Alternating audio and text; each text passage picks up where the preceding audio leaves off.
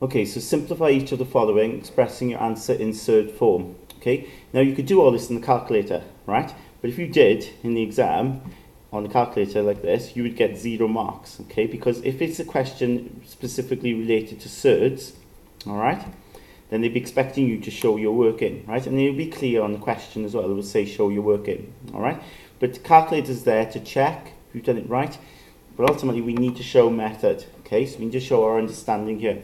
And root 45, we can think about splitting this up and thinking of a pair of numbers that multiply to give 45. And of course, if we look at it, 5 goes into it. And what's good about 5 is 9 times 5 gives me 45.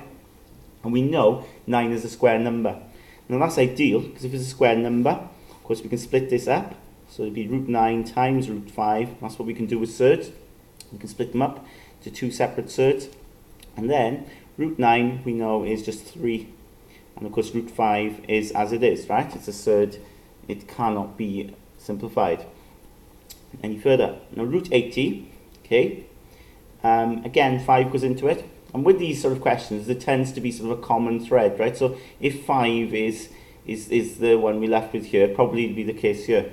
So 5 goes into 80, okay, 16 times, yeah?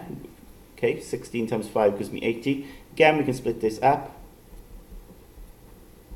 And root 16, of course, is 4. Okay, so it'll be 4 root 5.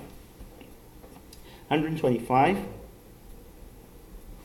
Again, 5, and if we think about what multiplies to give 125, from 5 we get 25, isn't it? 25 times 5 is 125.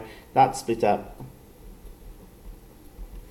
We get then 5 root 5, okay? And then the idea is then to put them together in the order they've got here with the signs in front. So root 45 is 3 root 5, 4 root 5 then for root 80, adding and then taking away then 5 root 5, and we get 2 root 5 as our answer, okay? So that's part A. And part B, okay, very similar situation. Okay, again, we're going to take each term separately, right?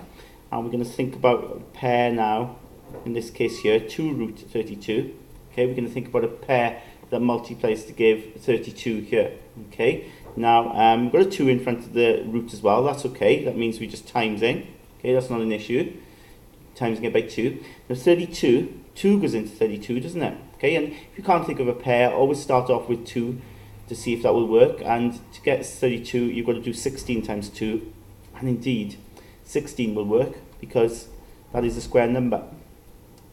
Okay, so if we split that up, root 16, of course, is 4, isn't it?